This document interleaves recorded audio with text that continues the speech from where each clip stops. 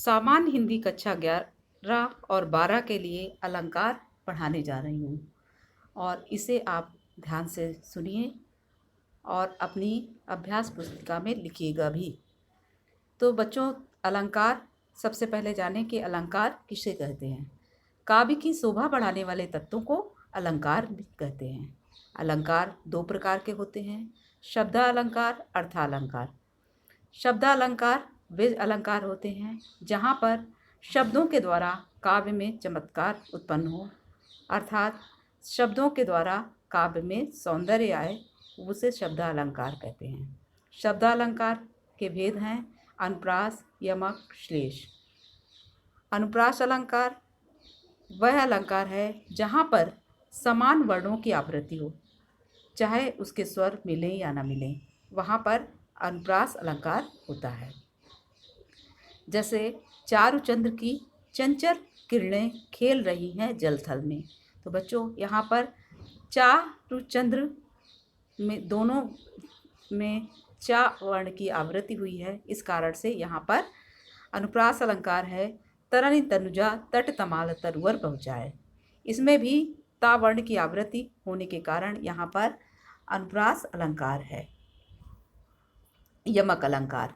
यमक अलंकार, यमक का अर्थ होता है युग्म या जोड़ा।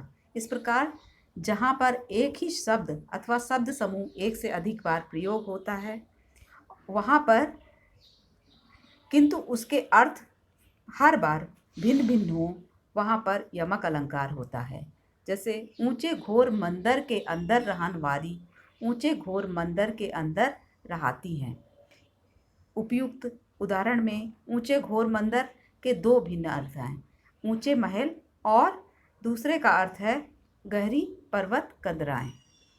अगला उदाहरण है कनक कनक ते 100 गुनी मादकता अधिकाय, या खा पाए बौराए जग वा खाए बौराए।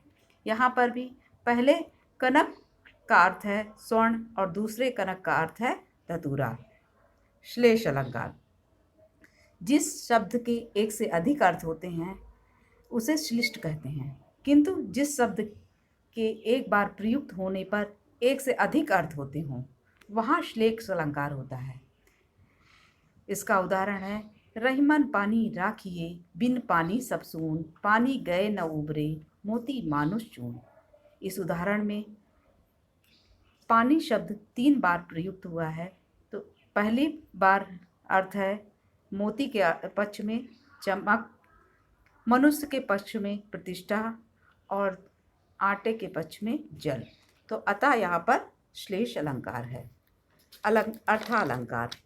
अर्थालंकार उस अलंकार को कहते हैं जब अर्थ के माध्यम से काव्य में चमत्कार उत्पन्न हो, वहाँ पर अर्थालंकार होता है।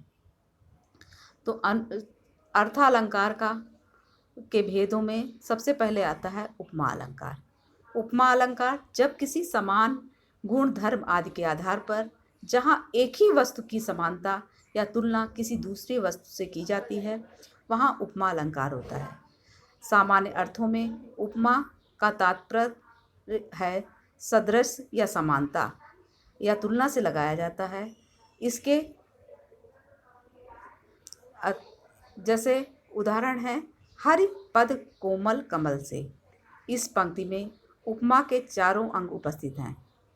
हरिपद का वर्णन किया जा रहा है, वे उपमेय हैं। उपमेय की समानता कमल से की गई है, तो कमल उपमान है। कोमलता वाले गुण से ही दोनों के बीच में समानता दिखाई गई है, अतः यह साधारण धर्म है और तथा से शब्दवाचक है। इस पंक्ति में पूर्णोपमा अलंकार है। उपमा का अन्य उदाहरण भी देखते हैं। सुंदर नंद किशोर सो जग मिले न और। इसमें भी नंद किशोर के समान जो है सुंदरता का उपमा की गई है, इसलिए जो है यहाँ पर भी उपमा अलंकार है।